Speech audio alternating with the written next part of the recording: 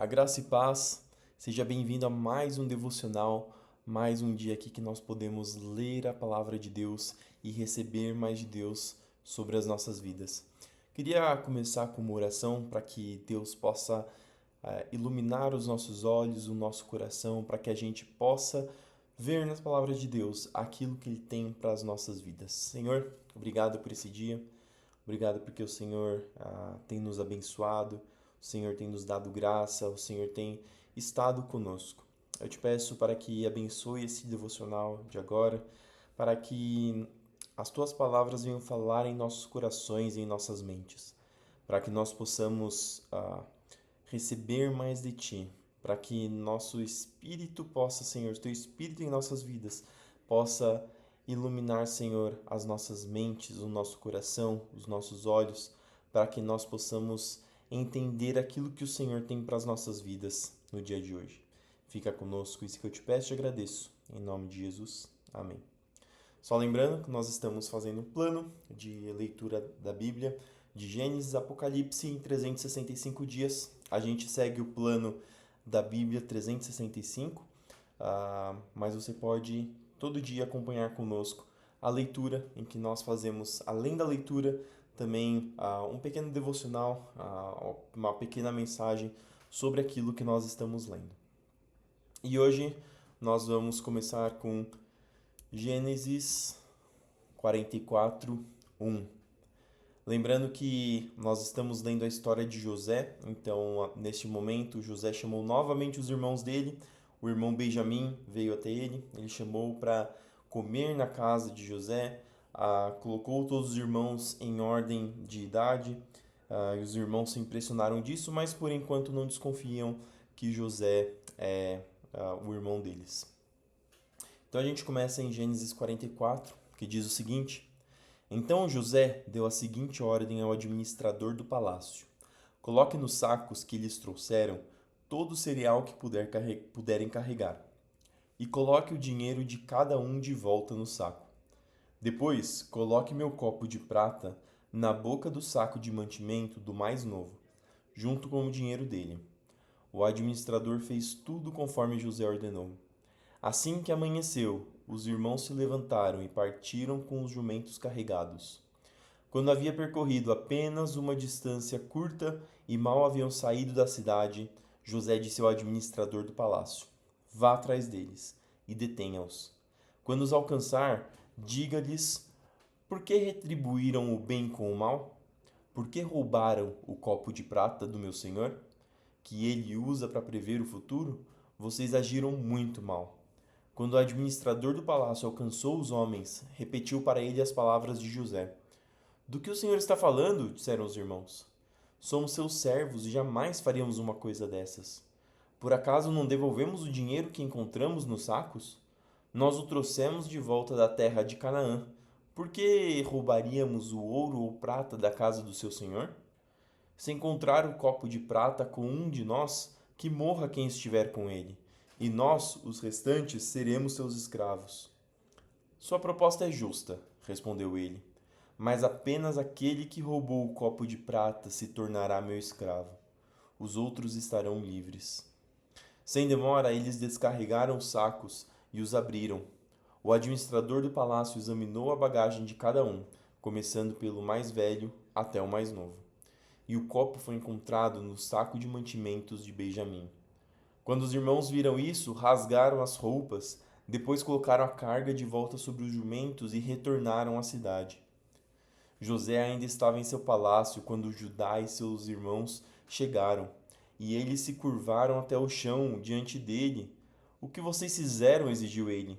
Não sabem que um homem como eu é capaz de prever o que vai acontecer? Judá respondeu: Meu senhor, o que podemos dizer? Que explicação podemos dar? Como podemos provar nossa inocência?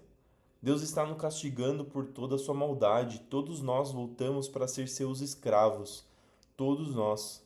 E não apenas nosso irmão com quem foi encontrado o copo de prata. Josué, no entanto, disse: Eu jamais faria uma coisa dessas. Apenas o homem que roubou o copo será meu escravo. Os outros podem voltar em paz para a casa de seu pai. Então Judá deu um passo à frente e disse: Por favor, meu senhor, Permita que seu servo lhe diga apenas uma palavra. Peço que não perca a paciência comigo, embora o Senhor seja tão poderoso quanto o próprio Faraó. Meu senhor perguntou a nós, seus servos: Você tem pai ou irmãos? E nós respondemos: Sim, meu senhor. Nosso pai é idoso e tem um filho mais novo, nascido em sua velhice. O irmão desse filho, por parte de pai e mãe, morreu. Ele é o único filho de sua mãe e nosso pai o ama muito. O Senhor nos disse: Tragam-no aqui, para que eu possa vê-lo com meus próprios olhos. E nós respondemos: Meu senhor, o rapaz não pode deixar o pai, pois se o fizesse, o pai morreria. Mas o Senhor nos disse: Vocês não me verão novamente se não trouxerem seu irmão. Assim, voltamos para o seu servo, nosso pai, e contamos a ele o que o Senhor tinha dito. Passado algum tempo, quando ele disse: Voltem e comprem mais mantimentos, nós respondemos: Só podemos voltar se o nosso irmão mais novo nos acompanhar. Não temos como ver o homem outra vez, a menos que nosso irmão mais novo esteja conosco. Então, meu pai nos disse: Como vocês sabem, minha mulher teve 2 filhos, e um deles foi embora e nunca mais voltou. Sem dúvida, foi despedaçado por algum animal selvagem e eu nunca mais o vi.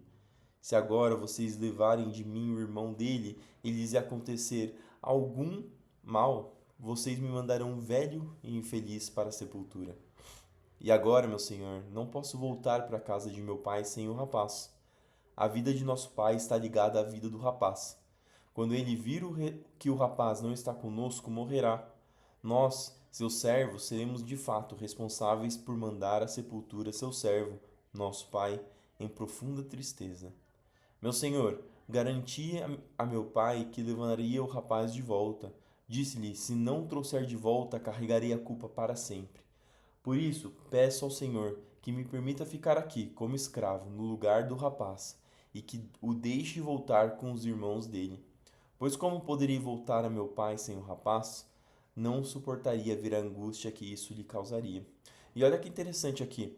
Os irmãos de José, eles começaram com uma inveja no coração, a ponto de, por conta de um sonho que José contou, não foi nenhuma realidade, não foi alguma coisa que ele fez fisicamente para os irmãos, mas foi apenas um sonho, a possibilidade de que os irmãos pudessem servir a José. Só essa possibilidade de um sonho fez com que eles enchessem o coração de inveja, talvez, maldade, e vendessem José para os ismaelitas. Agora, a mesma coisa está acontecendo, o irmão mais novo deles está correndo risco. Eles têm a oportunidade de deixar o irmão deles lá e voltar para casa são e salvos, com todos os mantimentos que compraram, sem problema nenhum. A mesma situação. Só que aqui você vê que o coração deles realmente mudou, que eles estão mudados e que eles não querem partir para casa sem o irmão mais novo, a ponto de Judá se propor a ser escravo e não voltar para casa para que o irmão mais novo pudesse voltar em paz para casa. Então você vê aqui a mudança de coração. E a gente vê que essa mudança de coração não foi só uma mudança, ah, ah, foi uma mudança importante para esses homens, trabalhadas por Deus através de tudo que ele fez na vida de José, para que eles pudessem ter um coração mais voltado em fazer o bem para sua família, de não desonrar a Deus. Então é interessante a mudança que acontece na vida dos irmãos de José. Capítulo 45. José não conseguiu mais se conter. Havia muita gente na sala, e ele disse aos seus assistentes: Saiam todos daqui. Assim, ficou a sós com seus irmãos e lhes revelou sua identidade. José se emocionou e começou a chorar. Chorou tão alto que os egípcios o ouviram. E logo a notícia chegou ao palácio do faraó. Sou eu, José, disse a seus irmãos. Meu pai ainda está vivo? Mas seus irmãos ficaram espantados ao se dar conta de que o homem diante deles era José e perderam a fala. Cheguem mais perto, disse José. Quando eles se aproximaram, José continuou: Eu sou José, o irmão que vocês venderam como escravo ao Egito. Agora, não fiquem aflitos ou furiosos uns com os outros por terem me vendido para cá. Foi Deus que me enviou diante de vocês para lhe preservar a vida. A salvação de Deus foi enviada através de uma pessoa. Deus poderia trazer a salvação de diversas maneiras. Deus poderia fazer chover lá na terra de Jacó. Deus poderia talvez fazer aparecer comida. Deus poderia fazer aparecer água, brotar água. A gente vai ver mais para frente que Deus fez brotar água de pedra quando o povo estava no Egito, fugindo do Egito. Mas Deus escolheu usar José. Deus escolheu usar o mais novo. Deus escolheu usar aquele que talvez não tinha perspectiva. E o nosso Deus é esse, que usa o mais fraco para cumprir a obra dele, para que o nome dele seja glorificado. Verso 6. A fome que assola a terra há 2 anos continuará por mais 5 anos, e não haverá plantio nem colheita. Deus me enviou adiante para salvar a vida de vocês e de suas famílias, e para salvar muitas vidas. Portanto, foi Deus quem me mandou para cá, e não vocês.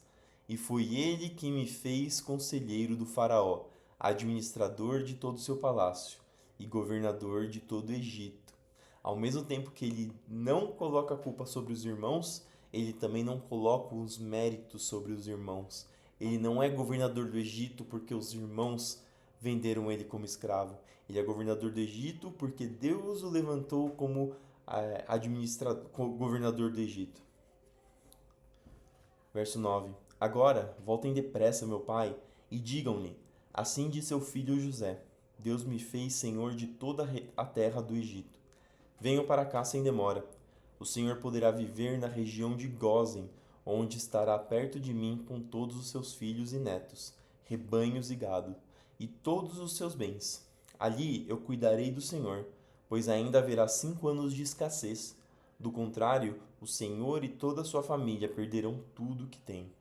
José acrescentou: Vejam, vocês podem comprovar com seus próprios olhos, e também meu irmão Benjamim, que sou eu mesmo, José, que falo com vocês. Contem a meu pai a posição de honra que ocupa aqui no Egito. Descrevam para ele tudo o que viram e tragam-no para cá o mais rápido possível. Chorando de alegria, ele abraçou Benjamim, e Benjamim também o abraçou e chorou. Então José beijou cada um dos seus irmãos e chorou com eles. Depois os irmãos conversaram à vontade com ele. A notícia não demorou a chegar ao palácio de Faraó. Os irmãos de José estão aqui. O faraó e seus oficiais se alegraram muito quando souberam disso.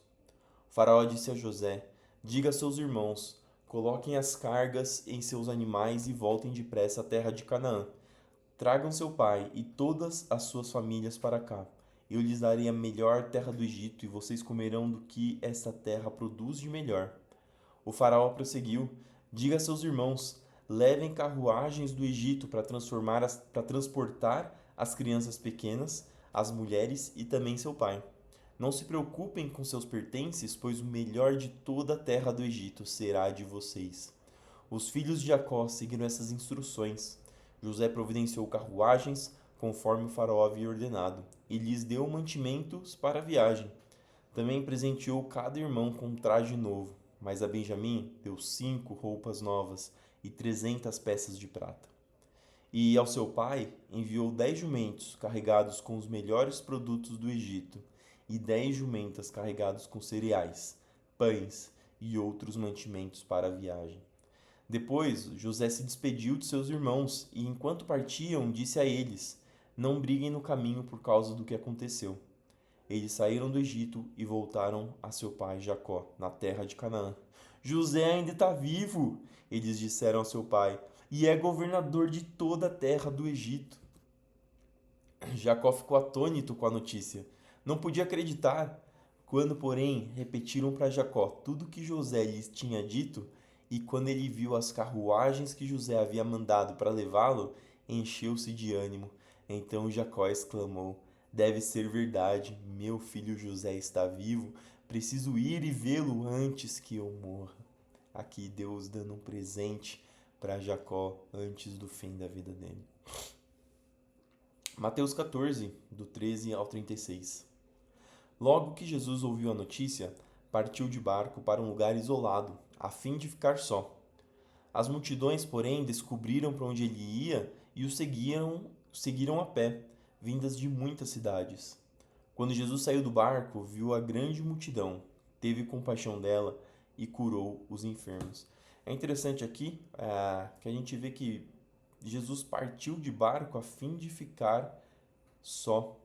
E aqui a gente vê que Jesus tirava um tempo a só para ficar com Deus, para conversar com Deus, para pensar um pouco longe da multidão, para que ele pudesse, entre aspas, carregar a sua bateria espiritual. Não estou dizendo que nós temos bateria espiritual, mas é só um modo de dizer.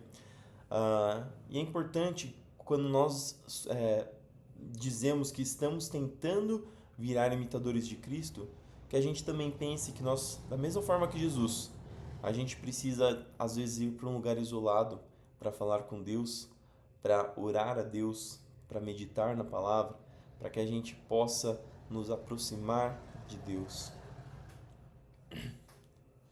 Verso 14. Quando Jesus saiu do barco, viu a grande multidão, teve compaixão dela e curou os enfermos. Ao entardecer, os discípulos foram até ele e disseram: Este lugar é isolado e já está ficando tarde. Mande as multidões embora para que possam ir aos povoados e comprar comida. Não há necessidade, disse Jesus, providencie vocês mesmos alimento para elas. Eles responderam: Mas a gente tem apenas 5 pães e 2 peixes? Tragam para cá, disse ele. Em seguida, mandou o povo sentar-se na grama. Tomou os 5 pães e os 2 peixes, olhou para o céu e abençoou. Então partiu os pães em pedaços e os entregou a seus discípulos, que distribuíram às multidões. Todos comeram à vontade. E os discípulos recolheram 12 cestos com as sobras.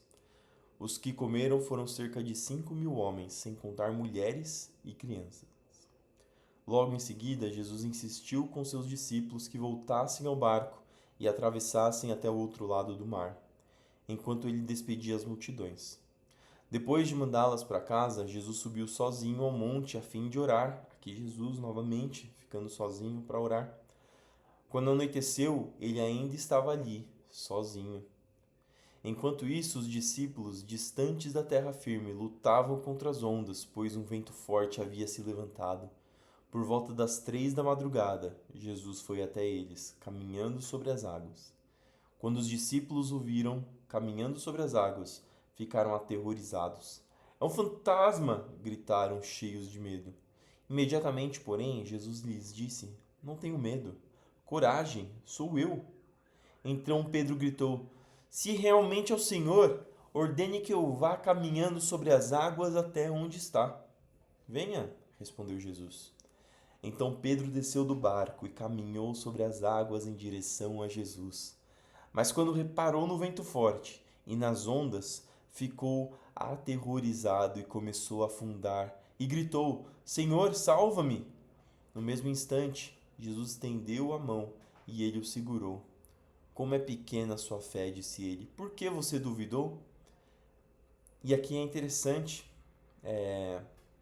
porque aqui Pedro desceu do barco e caminhou sobre as águas em direção a Jesus. Aqui Pedro viu o milagre acontecendo. Mas quando ele reparou no vento forte e nas ondas, ou seja, quando Pedro deixou de ter os olhos para Jesus e começou a ver as coisas que estavam à sua volta, quando Pedro perdeu o foco, ele ficou aterrorizado e começou a afundar. Da mesma forma, nós temos sempre que ter os nossos olhos em direção a Jesus. Nós temos que ter a nossa vida focada em Jesus. Porque nas nossas vidas vão existir ventos fortes, vão existir ondas. Mas quando a gente está com os olhos focados em Jesus, Ele cuida dessas ondas. Essas ondas não podem nos atingir. Essas ondas ficam pequenas perto do nosso Deus. Então a gente tem que ter foco. A gente tem que confiar sempre em Jesus. 32. Quando entraram no barco, o vento parou. Então os outros discípulos o adoraram e exclamaram: De fato, o Senhor é Filho de Deus. Depois de atravessarem o mar, chegaram a Genezaré. Quando o povo reconheceu Jesus, a notícia de sua chegada se espalhou rapidamente por toda a região e trouxeram os enfermos para que fossem curados. Suplicavam que ele deixasse os enfermos apenas tocar na borda de seu manto, e todos os que o tocavam era curado. Aqui a gente vê que a popularidade de Jesus tinha se multiplicado muito. A gente ainda vai ver um pouco mais para frente o que essa multidão estava atrás, mas isso fica para outro devocional. Salmos 18, verso 37 até o 50. Persegui meus inimigos e os alcancei. Não retornei enquanto não foram derrotados. Eu os feri até que não pudessem se levantar. Tombaram diante de meus pés. Tu me armastes fortemente para a batalha, ajoelhaste meus inimigos diante de mim. Puseste o pescoço deles sobre meus pés, destruí todos os que me odiavam. Pediram ajuda, mas ninguém os socorreu. Clamaram ao Senhor, mas ele não respondeu. Então os moí tão fino como o pó da terra, e os lancei fora como lama das ruas. Só lembrando que esse linguajar parece um linguajar de certa forma violento, mas a gente tem que lembrar que isso ainda estava sobre a antiga aliança, em que os povos viviam em guerras, os povos viviam à mercê de outros povos os dominarem, e a dominação não era simplesmente tomar suas casas ou um roubo, era uma dominação em que às vezes destruíam a cidade inteira e matavam todas as pessoas. Então era um momento em que a preocupação com um povo invadir, ou um povo ao lado, um povo que pudesse começar uma guerra, era uma preocupação de vida ou morte.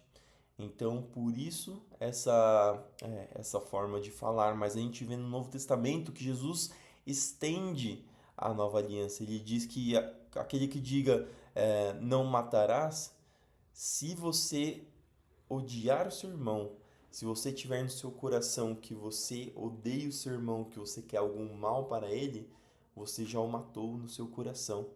E Jesus estende e fala que nós devemos amar os nossos inimigos, que nós devemos orar pelos nossos inimigos. Então a gente tem que ler essas palavras e entender o contexto em que elas foram escritas. Verso 43. Tu me livraste de meus acusadores e me puseste como governante das nações. Povos que eu não conhecia agora me servem. Rendem-se assim que ouvem sobre meus feitos.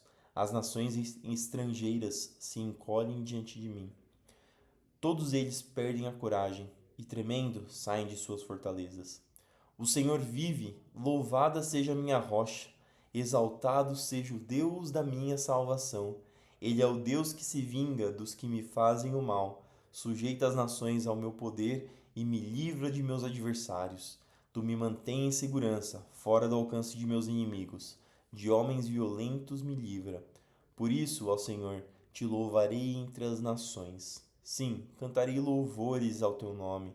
Concedes grandes vitórias ao teu rei e mostras amor por teu ungido, por Davi e todos os seus descendentes, para sempre. E por fim, Provérbios 4, do 11 ao 13.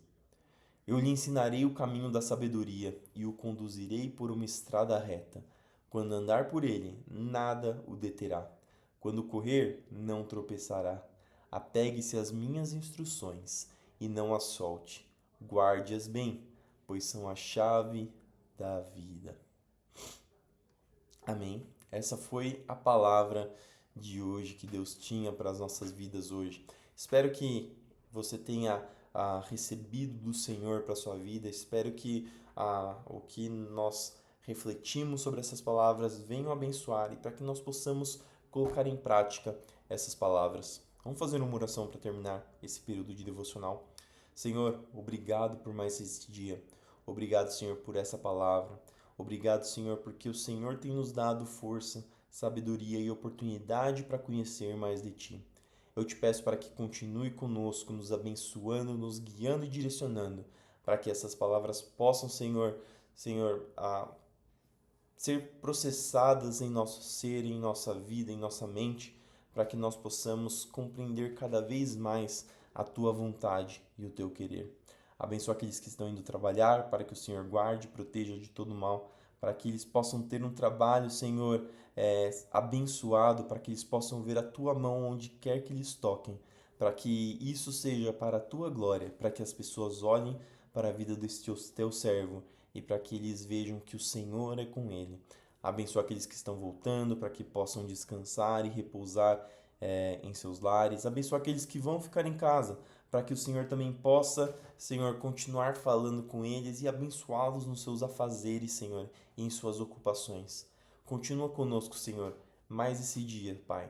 Fica conosco, Senhor, até o fim dos tempos. Senhor, cura os enfermos, cura os doentes, aqueles que estão passando mal, para que o Senhor entre com providência, para que a sua mão forte e poderosa venha tirar, Senhor, caroço, venha tirar, Senhor, a ferida, venha tirar, Senhor, dor, para que venha curar, Senhor, a dores até da alma, para que venha curar, Senhor, a angústia, para que venha, Senhor, entrar com, Senhor, com providências, com causas na justiça.